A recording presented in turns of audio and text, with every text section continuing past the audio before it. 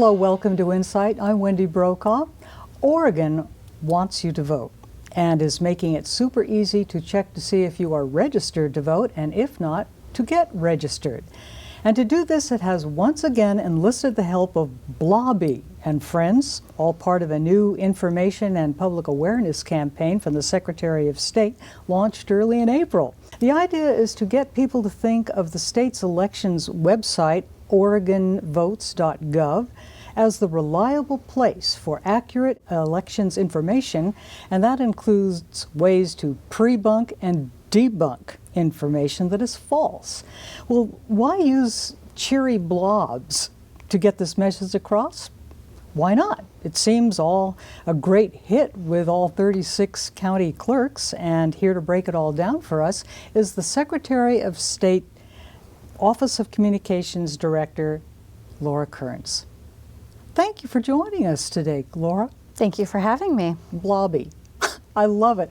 I just absolutely think that is the cutest, cheeriest group of little blobs giving us some information that we really need to know. They are a lot of fun. Well, it's not the first outing for them. How did Blobby and Friends get going?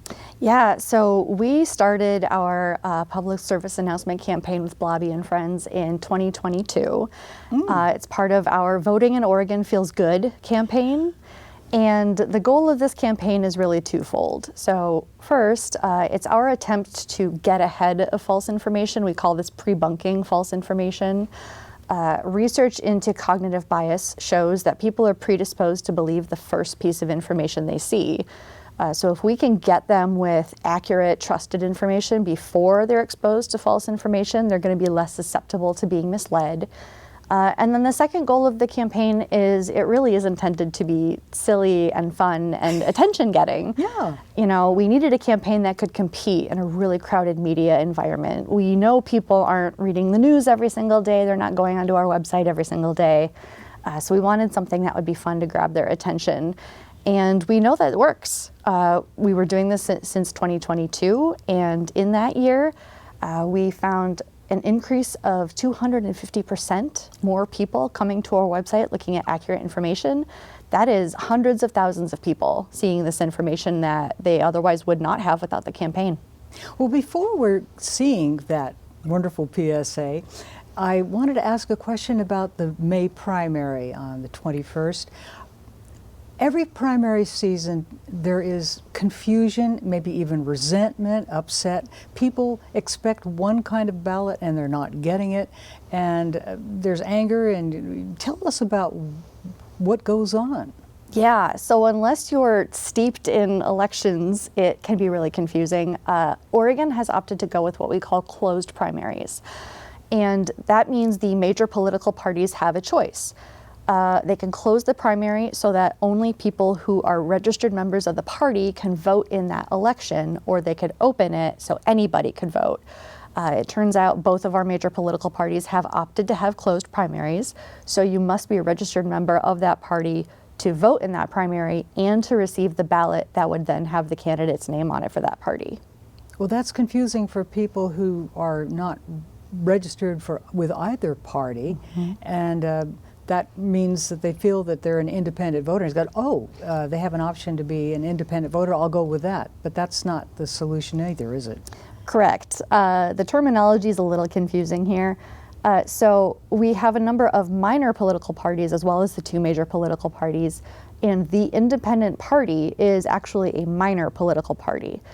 So people will see the term independent and go, that's me, I'm not affiliated with either major party. So they register thinking they're registering as an independent voter when they're inadvertently registering with the independent party.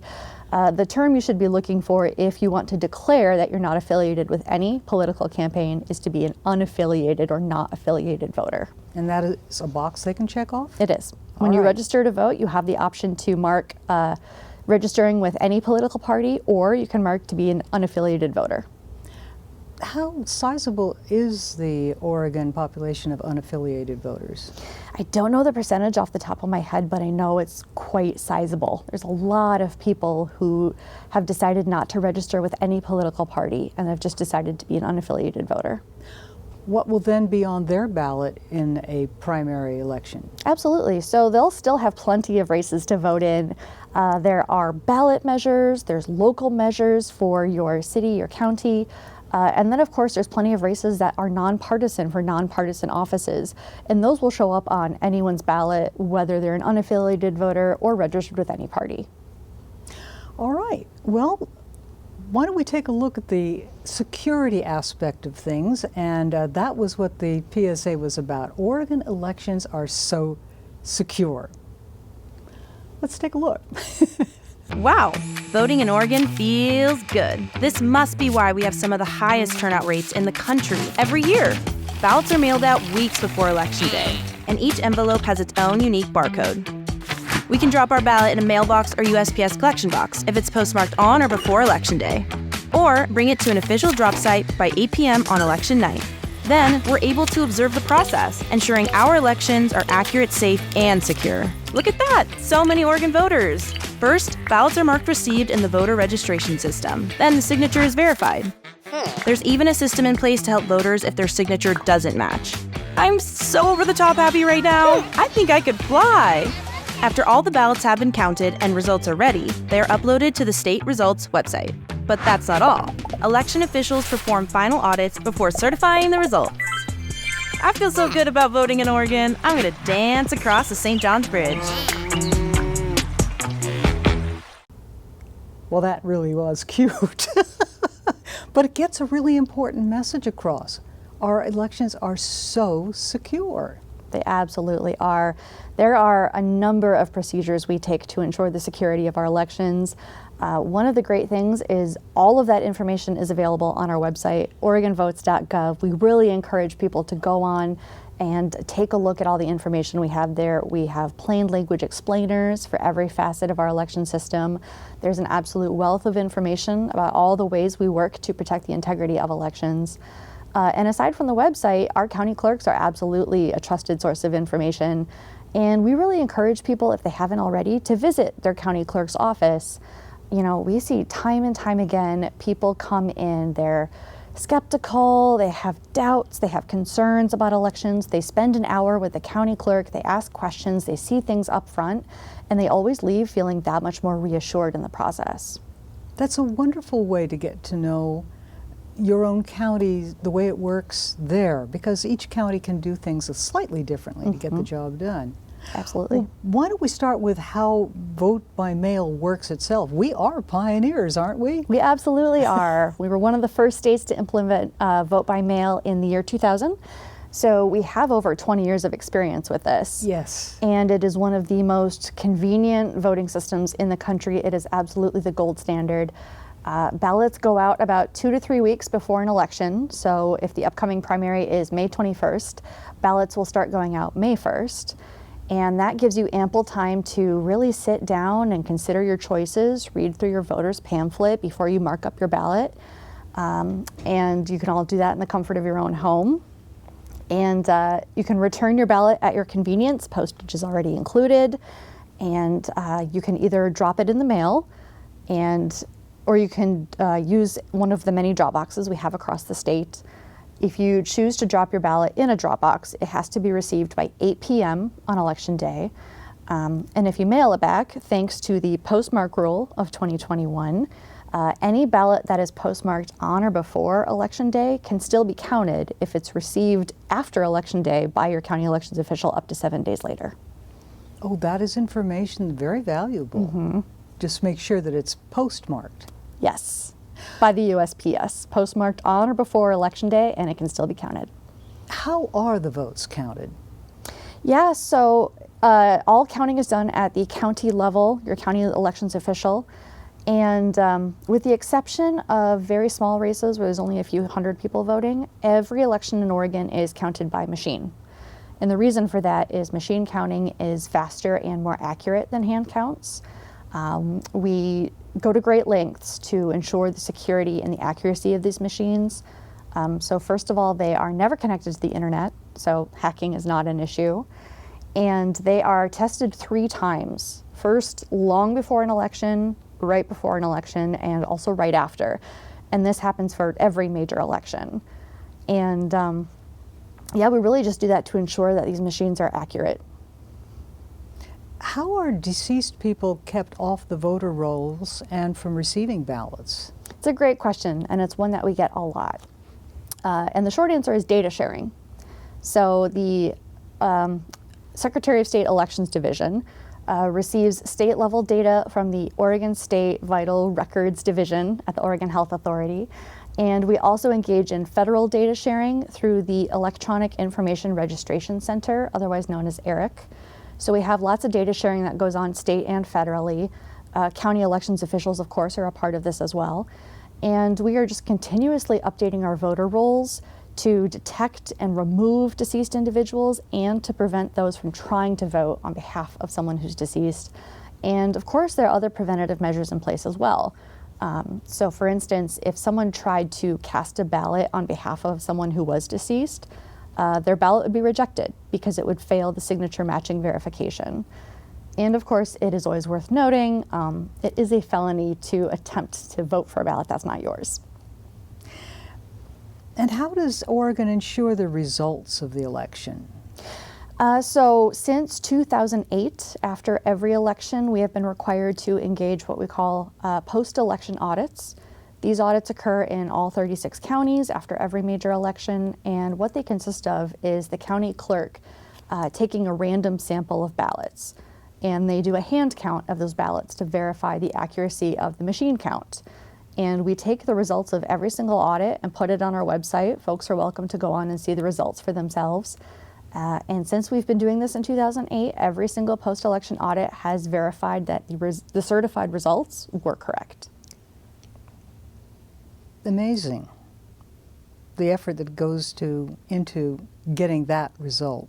It's a big part of why Oregon's the gold standard. You know, we've had years to figure out how to really dial this process in, and we have so many procedures in place to ensure the integrity of our elections. I have a quick question about the secrecy envelope that people used to expect. Why didn't they get a secrecy envelope, sleeve they call it? Yeah, a lot of counties have actually been moving away from the use of secrecy sleeves. Really? Part of that is because the envelope in which your ballot arrives already has some built-in security weave. And this is done so that your ballot is not visible from the outside of the envelope at any point in transit. And we have multiple procedures in place to separate the envelopes and the ballots upon receipt. And it's only on the envelope that has your identifying information, and that is kept completely separate from your ballot. So how you vote is always 100% confidential. So you remain anonymous throughout the whole process? As soon as your ballot is separated from the envelope. Is voter fraud a problem in Oregon? Not at all.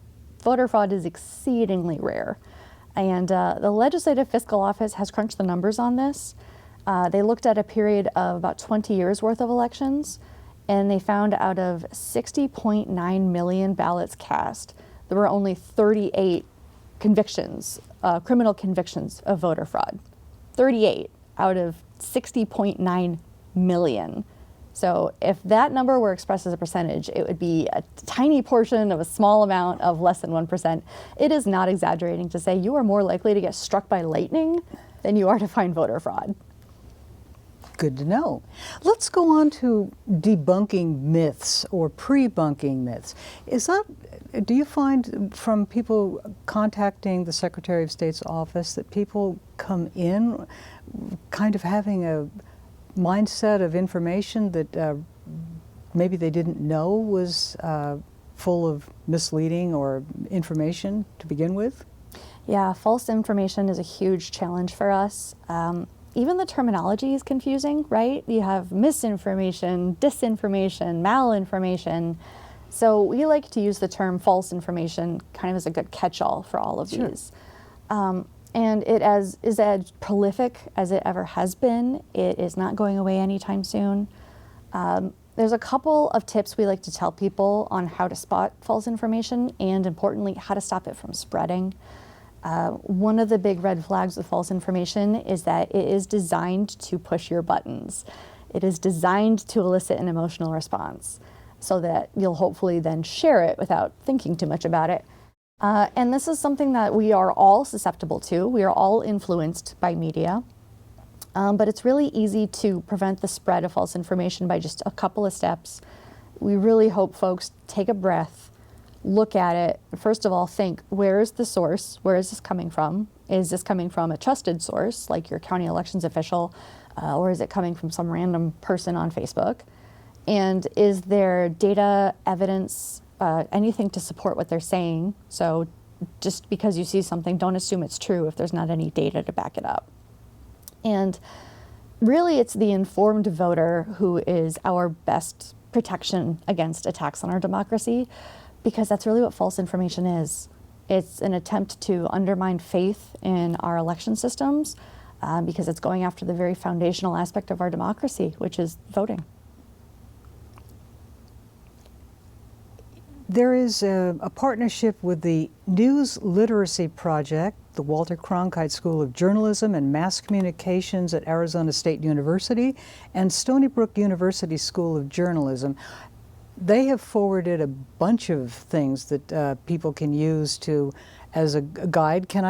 They're all on your website, OregonVotes.gov. I'd like to go through a few of those. Watch for unusual formatting. Also inspect the dates. That could lead to some interesting false news stories. They have timelines that make no sense, or events that have been altered, or the dates of them altered. And these are all points of trying to make sure that people really take a really close look at the information that you're looking at, and tax yourself to think, does this fit what I want it to be, or is it something that actually is designed to reach me in ways that won't force me to think about it much? Absolutely. We've seen instances of, as you say, the dates changing. So it will be a piece of media or information that was from years ago, and they're presenting it as something that happened just now or happened yesterday. Part of false information is taking accurate information but stripping it of all context. And so again, that false information really captures a broad array of images, videos, graphics, all things that are designed to push your buttons, support what you may already believe, and get you to spread that false information even further. A lot to think about. But in a way, that's what we're all challenged to do, is to take a look at information and at least run it through that detector. And those are wonderful detectors, points to go through, that are all available on OregonVotes.gov. This is a time to actually look at tools, and you have a toolkit, a media toolkit. You've got all kinds of ways that people can help themselves now. What is that campaign? Yeah, so we really emphasize that in addition to your county clerk, OregonVotes.gov is the best source for trusted, accurate election information. We're constantly asking folks to go back to the website, verify things there for themselves. And the Civic Engagement Toolkit is something that's new this year. And this was something we put together in partnership with lots of different organizations. We have dozens of organizations participating. This includes chambers of commerce. It even includes the Portland Trailblazers. And this is really a toolkit that's just intended to help get the word out about voter registration and voter turnout. And we just want to get the word out to as many Oregonians as we possibly can. And so the toolkit itself contains all of our Voting in Oregon Feels Good public service announcements, as well as visuals, graphics, images folks are welcome to share on social media. And everything in the toolkit is official, it is backed by research, it is nonpartisan, and it is 100% free for anyone to use without attributing our office. So we really encourage folks to just go online and take advantage of that toolkit and help us get the word out, because truly, voting in Oregon does feel good. Civic engagement. That's a really interesting concept. It starts with civil discourse in a way, being able to talk to each other. But civic engagement, is that something that you're seeing an interest in among people that perhaps you hadn't seen so before, like saying we really could use some of that? Yeah, it's interesting. I think for a lot of folks, civic engagement used to be more inherent in our culture than it is now. It's almost like folks have to go out of their way if they want to become engaged in the electoral process, in elections, in politics. But once they do, I mean, once they get their foot in the door, they realize this is a really powerful way to engage with our democracy and to make my voice heard. So that's why it's such a big part of us, why it's so important for us to really just get the word out, get folks interested. Here's a basic way if you can participate is, hey, register to vote. Make sure you're registered to vote. Vote in the next election. Here's all the information. Here's where you can get it. If you have any questions, you can always contact us, the Secretary of State's office. You can always contact your county clerk. They are happy to answer questions from folks. What is happening with the way elections are conducted now? We had difficulty after the 2020 election. County clerks were leaving, and people who were elections workers also left the field. In a state, if I can be blunt, of discouragement over the way things are, a kind of a atmosphere that doesn't encourage them to feel like they want to be part of the process, which is discouraging. What's behind that? Has the Secretary of State's office, which now has a full slate of 36 county clerks now, some people might find that surprising or shocking that they left. People left. Yes. Some retired, but others retired, but because of a feeling of dis-ease. A lot of turnover. Yes. Yeah. Yeah, this is something we've absolutely been concerned with. We work incredibly closely with all of our county clerks. And it was on this very program not that long ago, I think just a few days, that you were highlighting a lot of these challenges that county clerks are facing with staffing, retention, turnover, everything that's happening in the midst of this really toxic political environment. And I think you had referenced a study out of Reed College. Yes. That study was commissioned by the Secretary of State Elections Division.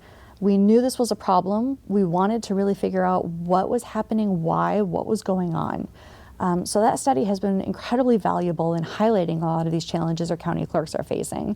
And we just think it's incredibly important to support them as much as we possibly can, because truly they're the ones on the front lines of democracy. They're the ones who are really getting their hands dirty, so to speak. And so we really just wanted to do everything in our power to support them. Well, as you said, you could actually go in and they're happy to show you around and show you how the system works here in their county. Absolutely, yeah. They love being able to walk people through the process, answer questions. In addition to OregonVotes.gov, they're meant to be a resource. We have these resources out there. We would love for people to come and learn and look at this information. Nothing like seeing in person. It's powerful. It is. Thank you so much for being my guest today and giving us such an inside view of our Oregon's elections process. People have an exciting experience awaiting them when they go to your OregonVotes.gov. It's a great site, and it really does answer an awful lot of questions and then give you resources that you can share. My guest today is Laura Kearns. She is the Communications Director for the Oregon Secretary of State.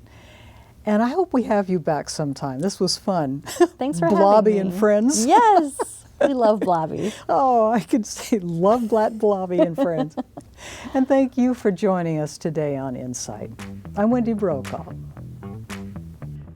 You will find all PSAs, graphics, and toolkits online at OregonVotes.gov. All of the materials are translated into the 5 most commonly spoken languages in Oregon: Korean, Vietnamese, Russian, Spanish, and simplified Chinese. Other materials may be translated into as many as 10 languages. Our democracy works best when everyone participates, and the Secretary of State's office felt it was important to make election information accessible to everyone, not just English speakers. Now, here's Blobby again to tell you how Oregon primaries work.